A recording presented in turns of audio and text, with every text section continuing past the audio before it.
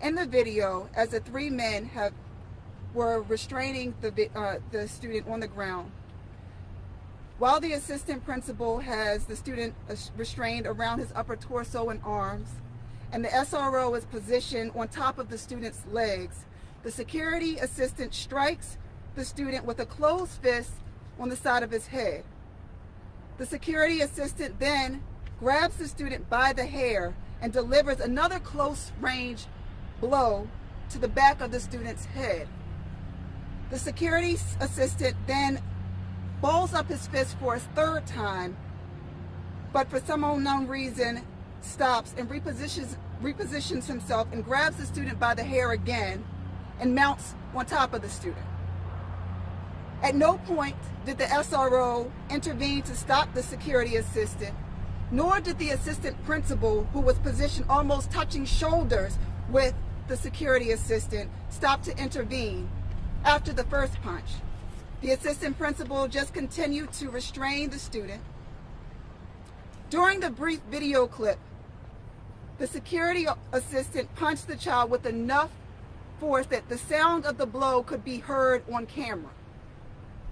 The assistant principal then gets up, and the security assistant and SRO continue to restrain the student. The SRO then says to the student, "Listen to me carefully. Listen to me very effing carefully. If you don't calm down, if you don't calm down, if you don't calm down." Then the video clip ends. These acts committed by the Howard County Public School employees and the Howard County Police SRO were in response to an alleged physical altercation that the student shown in the video had with three other male students. There were no guns or any other weapons involved in the student altercation. While the cause of the initial student altercation is still being investigated, what is known is that the student that was beaten in this video does not have a serious history of any disciplinary action, does not have a history of juvenile delinquency. He also does not have a history of violence. Howard County Public School System Policy on Student Disciplinary Actions, Policy 9200, states, no employee or third party may inflict corporal punishment. The following are not considered corporal punishment: a principal, teacher, security guard, or other school system staff is authorized by law to take reasonable action to prevent violence in the school and intervene. That includes intervening in a fight or physical struggle that takes place in his or her presence. The principal, teacher, and security guard or other school system staff may use no more force than the degree that is reasonably necessary to prevent violence, restore order, protect him or herself and the students involved in the fight or struggle, and any persons that are in the vicinity of the confrontation. From the video, it is clear that the student was already restrained on the ground. The staff members and the officers were also in complete control of the student. The actions of striking a completely restrained minor child in the head multiple times while pulling his hair is an extremely unreasonable use of force. Continuing to restrain a child and fail to intervene as you see school staff members continue to deliver dangerous blows to a student's head, particularly when one has a duty to protect that child, is an extremely unreasonable use of force. To continue to restrain a child and fail to intervene as you're witnessing the child being punched in the head, then curse at the child, is an extremely unreasonable use of force. All three adults involved in this incident not only violated Howard County Public School System's policy on student discipline, but they also violated the law. They abused and assaulted a young African-American student at Howard High School. From our observations of the video, specifically the security assistant assaulted the student in a manner with the amount of force that is intended to cause serious bodily harm, while the SRO and the assistant principal stood by and watched. Therefore, it is the position of the NAACP that the staff that were involved in this incident should be fired and charged criminally. Furthermore, regarding the student that was involved in the assault by the staff, Speaking of the initial altercation, this initial altercation had 3 other students that involved, and as I said before, it did not involve any weapons or significant injuries. It amounted to an alleged school cafeteria fight, which is an incident that is traditionally treated as a matter of discipline, handled administratively by the school. Though there are some facts that we're not at liberty to disclose at this time that make this incident as a whole particularly egregious, and that make the state's position on criminal and juvenile charges quite troubling. Pursuant to COMAR, Section 13A 080115, delinquent acts do not include conduct that is traditionally treated as a matter of school discipline and is to be handled administratively by the particular school. Furthermore, Howard County Public School Policy 9200, Section 4, subsection C, states that students will be accorded with due process by an administrator before discipline is administered. Due process includes gathering facts and rendering a decision. Pursuant to the policy, the facts are supposed to be gathered by meeting with the student, informing the student of the allegations in a manner that ensures that the student understands the allegations, presenting and explaining the evidence to the student, and also allowing the student an opportunity to present his or her version of events. However, with the state's attorney's office proceeding on charges against this student, there is a serious conflict and infringement on this youngster's constitutional right to remain silent in prosecution and his right to due process with respect to his educational safeguards. Therefore, it is the NAACP's position that the state should not charge the student that was assaulted by Howard County Public Schools employees because the student's alleged conduct in this incident is would traditionally be treated as a matter of discipline, handled administratively by the schools. Thank you.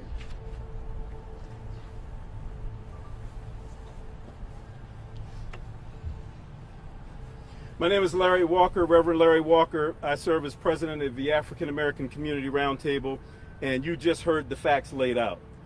The reason we're here today is because there's a video that shows a child in a Howard County public school being assaulted by an adult, a staff member employed by Howard County and the taxpayers of Howard County, assaulting a child with a blow to the head.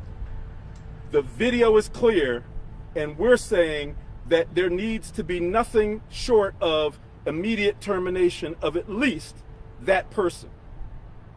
Now, I understand that the school is in a very precarious position here because if you act too fast or if you act too slow, but when there's video evidence that shows a child being assaulted by an adult, something must be done immediately, and every employee of the school system must know that when they strike a child, it is completely unacceptable and will cost them their job. Not on leave, paid leave, till we investigate. This child has already been charged, as was said. There's more facts to come out, but that in itself has to stop. The adult staff member has yet to be charged, and again, I understand that there is an investigation ongoing, but at the very least, the adult staff member needs to be terminated immediately. And that's what this community is demanding. We are not going to continue to sit back and passively wait for a system that then is going to come back and tell. I've been doing this for 35 years. And every time something happens to a black child, the black community is told, we're working on it, we're handling it, we've got it under control, we're going to do something. But then they come back and tell us, well, we can't tell you what we did.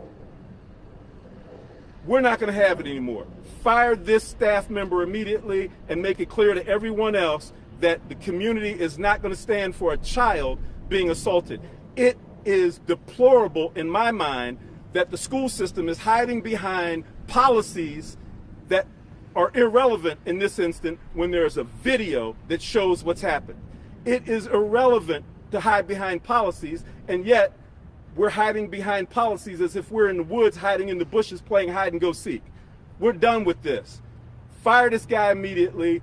or more action will be taken by this community, because we're not going to stand for it. A few years ago, we got some information about the suicide rate in the county and the number of African American students, particularly African American children, that were impacted by that. And then COVID hit. And we know that COVID has adversely affected all of us, and especially our children. And then this child is being demonized. You heard he's a good student, a role model with great grades, and is not a troublemaker, and yet he's being made the scapegoat for bad decisions that the school staff made to put a school on lockdown 2 days after a mass shooting in a different state, when they knew this child was not a threat to other students. As he was moving away from them, they visually had contact to see that he wasn't assaulting other students. They had cameras to see he's not assaulting other students other than the incident that happened in the school. And yet they chose to put the school on lockdown and engage other families and other students in something that should have been just a school fight and held within the school. Enough is enough. Thank you.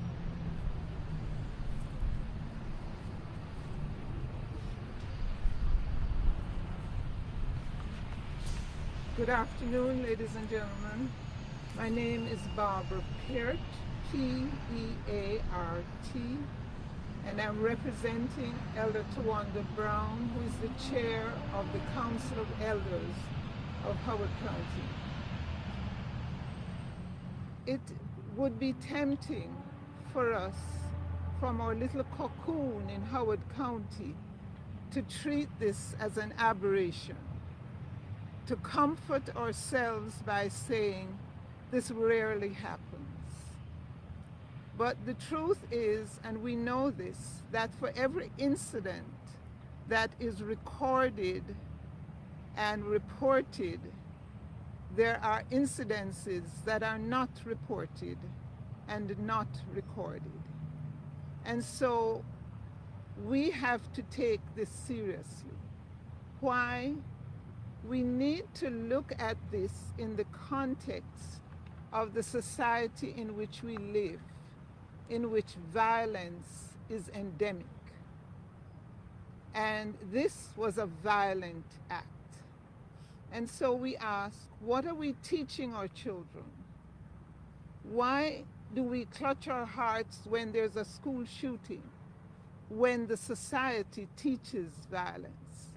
And so this child was taught that if there's an infringement of the rules, then I am met with serious violence immediately.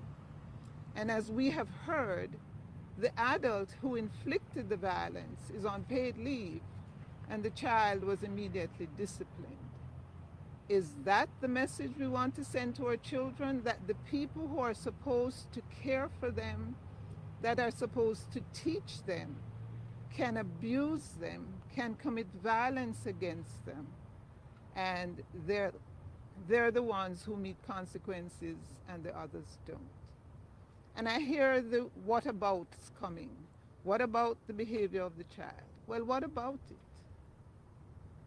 This is a child. We know their brains aren't developed fully yet. They make stupid decisions. And even if this child had had a record of malbehavior, that is no excuse for violence to be rained on his head by an adult who is supposed to care for him. So this is why we think it's important. It's dangerous to send a message that this is acceptable in our schools. It is dangerous to say that violence is okay. And it is dangerous for us to hide our heads and not recognize and speak out that unfortunately in our society, the preponderance of violence is visited on our black and brown children and black and brown bodies. So we ask that appropriate measures be taken against the adults who rained violence on this child, and that the school system, instead of hiding behind the policies, look at the policies and recognize what isn't working what needs to work and what needs to be changed.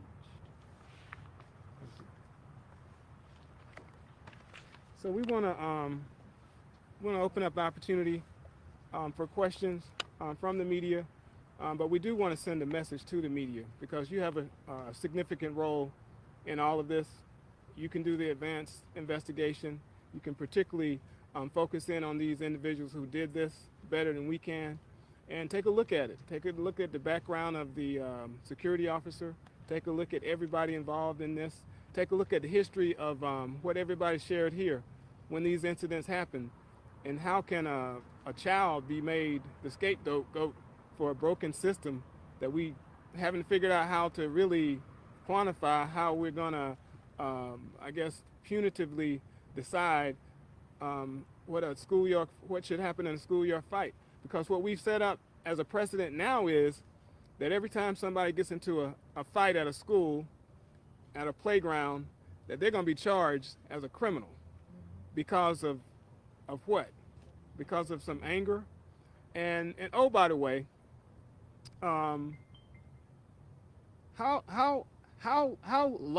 big of a jail do we have to put all these children in? This young man was arrested and put into jail, and I don't want to go into the details about what followed that. I encourage you to do the research. I press the media to do the research to find out who we're dealing with, because the track records of some of these adults involved in this, if you follow their track records, they should have never been in that schoolhouse in the first place. Yeah. Because what I was taught by doing significant time and work right here in this building as a volunteer is that every single adult who walks into a Howard County public school is an educator. And we should set the tone for that. And that didn't happen in this case. And it's very unfortunate for us, unfortunate for the traumatized young man, and is extremely unfortunate for the family, because nobody wants to get a call and that tells you that your child is in jail. So we want to take questions right now from the media if you have them. Have you talked to the student or his family? Do they know that you're doing this today? Yes, and if I have permission, I can introduce the mother. If you'd like to speak, we'd love to hear from her. She's not prepared to speak, but we're working hand in hand with the family, and that we wouldn't do this if we didn't have the support of the family. But we're all one family. These organizations that you spoke to, we do work when nobody is looking. So this is an opportunity for us to add confidence in an extreme and a crisis situation, so that every child knows that if this type of nonsense happens to them, we have their backs. Now, police in the school district told me that they are investigating this man and all the people that were involved. If they conclude that they are going to press charges or fire them, what would be your reaction? I mean, it should be expected. The reaction now is it's taking too long. We expect nothing less. Right. That's the starting point. And we also expect that it shouldn't happen again. We expect that when our leadership, elected leadership and hired leadership, is put in a position to be leaders, they should do that. If our, I guess our established leaders who are government officials or whatever would have looked at the conversation last year and made a strong decision about what happened with what the security should look like in this school, we wouldn't be here.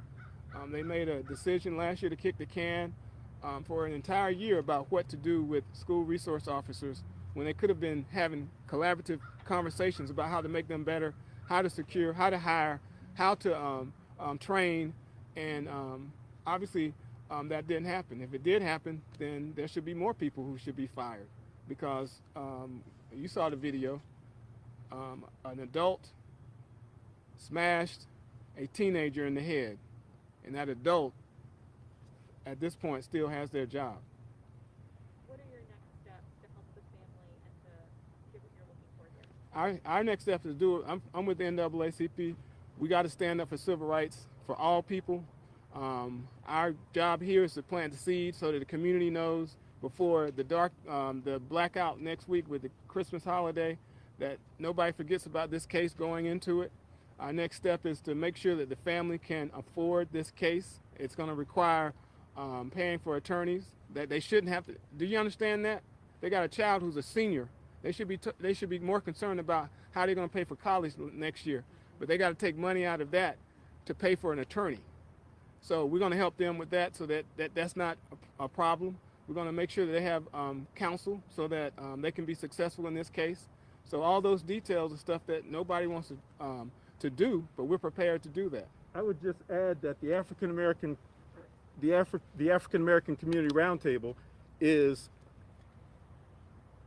a unified voice of organizations, African American organizations, and we're mobilizing our membership throughout the county to support our kids in school and to support this family, so that this family knows that they're not in this alone. Because when these situations happen, oftentimes they're looked at as isolated cases, isolated incidents, and we want this family to know that their entire community is wrapping around them and supporting them in various ways. Right. And this is not our first rodeo. This is extreme. We've had to fight this type of nonsense for quite a while now, and we shouldn't have to do this. I mean, I don't want to get into the details of the time, but it's about commitment, and it's about concern from a village, and also the concern that we can amplify that if this happens to any child, that we're going to help their family. Thank you. Thank you. Any more questions? Yes, ma'am.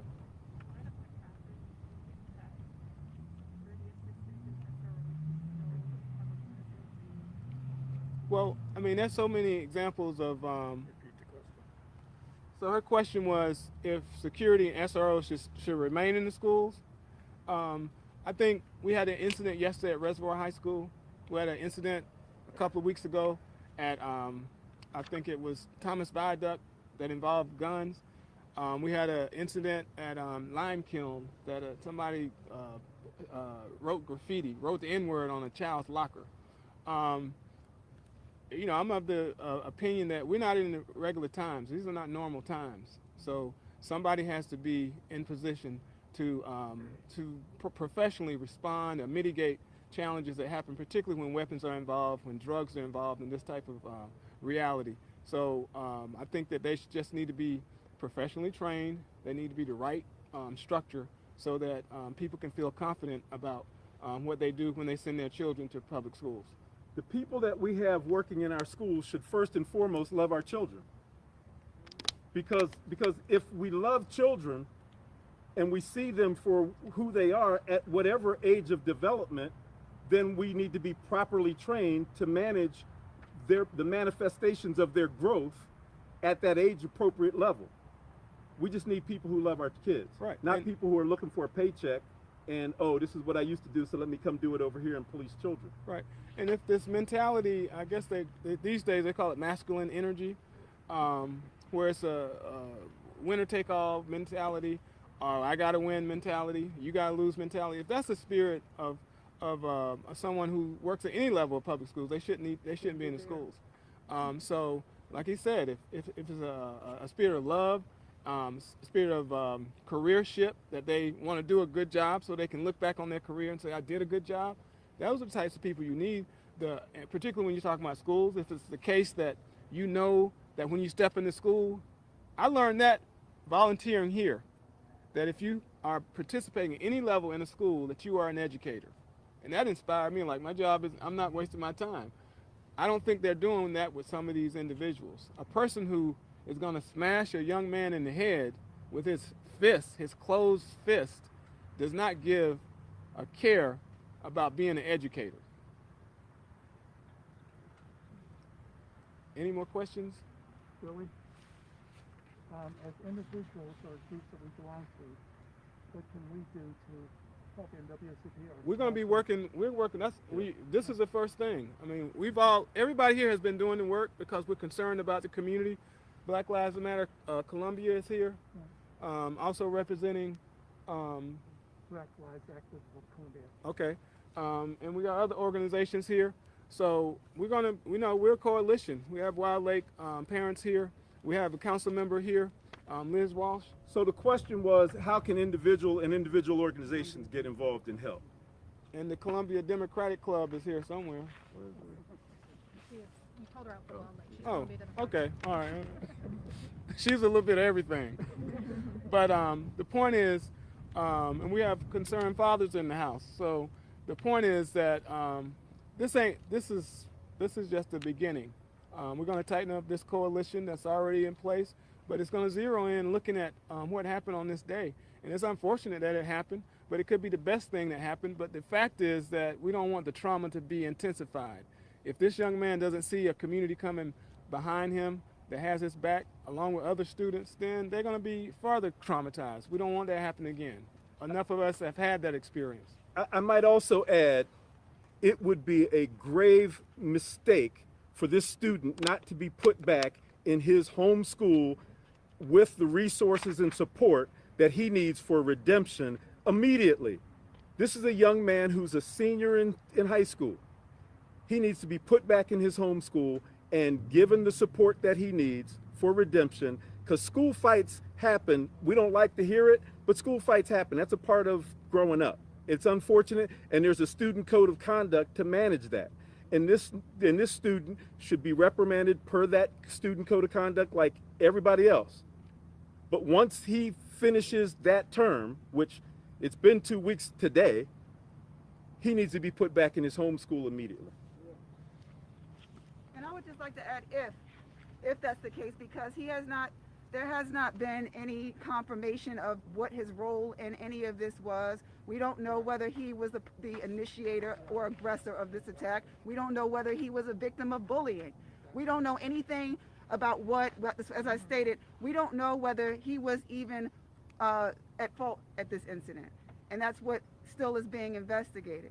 So I don't even want to, and I understand what Brother Walker is saying, but I don't even want to put that on this young man, that he is the one that is the person that needs to be disciplined. Yes.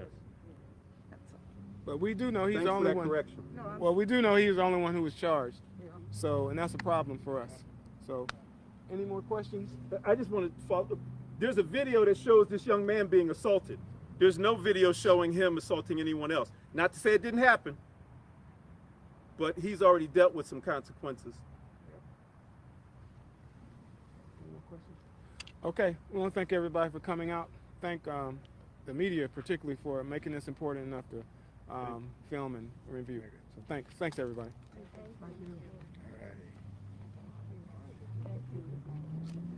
Thank you.